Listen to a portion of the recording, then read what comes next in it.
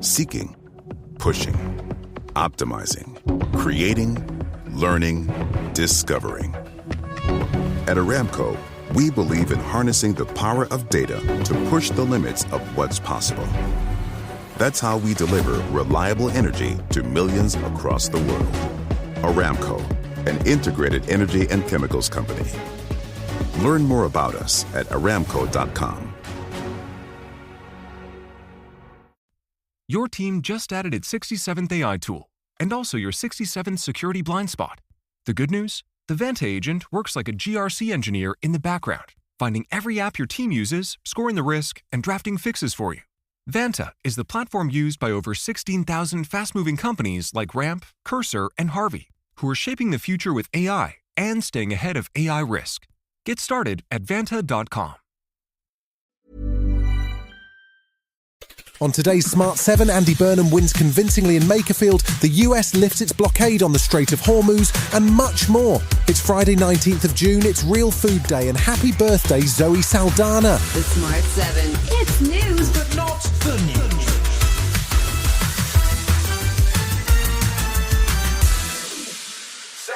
Early Friday morning saw the results of what might be one of the most significant by-elections ever held. Andy Burnham, the former Greater Manchester Mayor, quit his role and stood for election so that he could challenge Prime Minister Keir Starmer for the chance to lead the government. He was facing stiff opposition from Reform candidate Robert Kenyon, but won an impressive victory with a majority of more than 9,000 votes. He pledged that Makerfield would not be a stepping stone to number 10, but instead a touchstone for the change that the country needs. Everyone knows that politics isn't working. Everyone can feel that the country isn't where it should be. Tonight just could, be the turning point.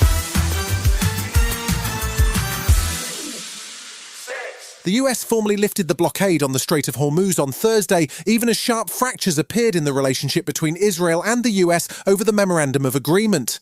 The deal, which allows Iran to keep its missiles and requires Israel to withdraw from Lebanon while also lifting sanctions, has attracted fierce criticism from both Israel and some Republicans. US Vice President J.D. Vance was in the White House press room, and he had a warning for Israel that they should not be attacking their only powerful ally, Donald Trump.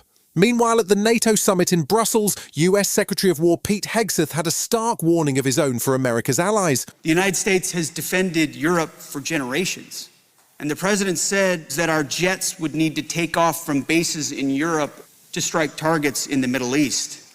But too many of our allies said no. He warned that the US will carry out an assessment of its European allies and that some will fail. Meanwhile, Foreign Secretary Yvette Cooper was offering reassurances that the UK will support the reopening of the Strait of Hormuz. It's not just about oil and gas, it's also about fertiliser, it's about food crops across the globe. And if we don't get things moving fast, this has a long-term impact. Ukraine has been top of the agenda this week at both the G7 summit and at Thursday's NATO meeting. Ukrainian drones once again hit targets in Moscow early on Thursday morning, damaging a major oil refinery and filling the skies above Russia's capital with black smoke. The change of tone has upset the Russians, with Putin aide Yuri Ushakov claiming European leaders had filled President Trump with harmful ideas about the war. EU Commission President Ursula von der Leyen weighed in after a Brussels meeting with President Zelensky. There is a special momentum right now. I have the impression the tide is turning. We see that Ukraine is holding the line, even partially regaining territory. Ukraine has a very strong moment. The Ukrainian president has been warning Russia that if Ukraine burns, Russia burns too, and he was happy to announce a new deal with NATO allies which will see Patriot air defence systems and ballistic missile defence systems prioritised. When we know that Russia is preparing a massive strike against Ukraine and we are able to receive Patriot missiles the day before that attack, it helps save lives.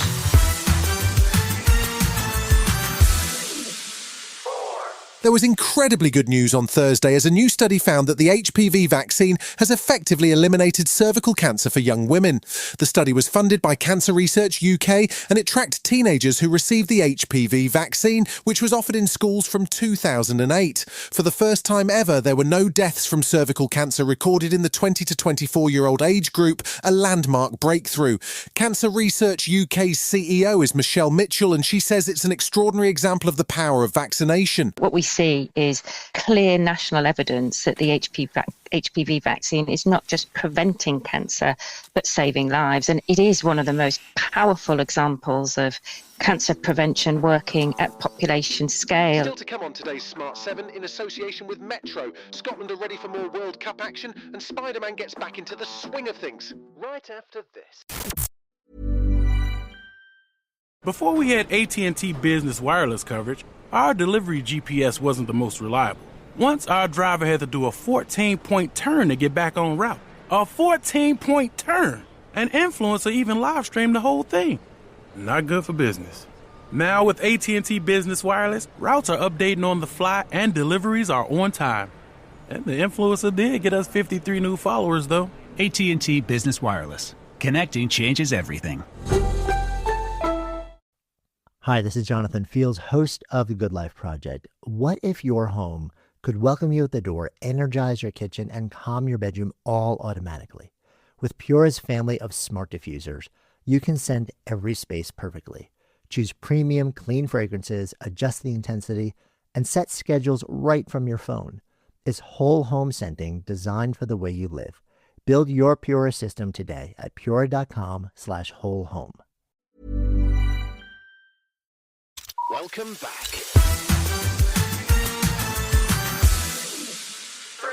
It's going to be a big weekend of sport with the US Open golf underway at the notoriously difficult Shinnecock course in Long Island, New York. Only 3 players have finished below par in the last 5 majors held there, and Thursday started with delays to play because of fog, with leader Wyndham Clark unable to finish his round before dark. We're also into the second round of fixtures in the World Cup, with joint hosts Mexico beating South Korea 1-0, while the Czech Republic drew with South Africa. Fellow hosts Canada also clocked up a 6-0 win over Qatar for their first ever World Cup victory.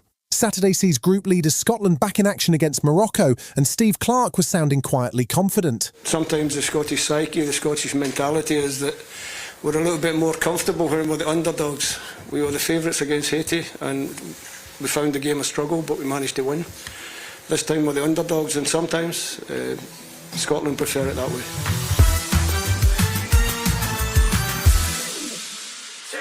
If I said that Ilya Lydia Mironov had been honoured in the King's birthday list, you might spend some time scratching your head. In fact, that is Dame Helen Mirren's real name, and she was born in Essex to a Russian father and English mother. She's gone on to tremendous success, including winning an Academy Award, 5 Emmy Awards, 3 Golden Globes and a Tony Award. She's just wrapped up filming on season 2 of Guy Ritchie's Mobland, and she was officially made a Companion of Honour in last weekend's Royal List. She told Hello Magazine that she was surprised and delighted. I am the daughter of an immigrant. My father was given shelter by Britain when he escaped from the Russian Revolution so many years ago. There is one thing that I'm very sad about, which is that my mother and my father are not alive to see me receive this incredible honour.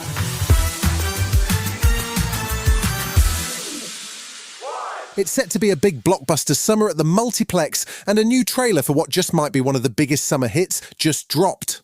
Spider-Man, Brand New Day, is Tom Holland's 4th outing as Peter Parker, and after the dramatic events of the last movie, he's become a full-time Spider-Man, and none of his friends remember who he is. He's got a new mystery enemy to face, he's also going through spider puberty, and he's joined by the Hulk and the Punisher as new villains keep popping up. Holland is back along with his now wife Zendaya, with Mark Ruffalo and Jon Bernthal also joining the cast when it hits cinemas at the end of July. What is happening to me?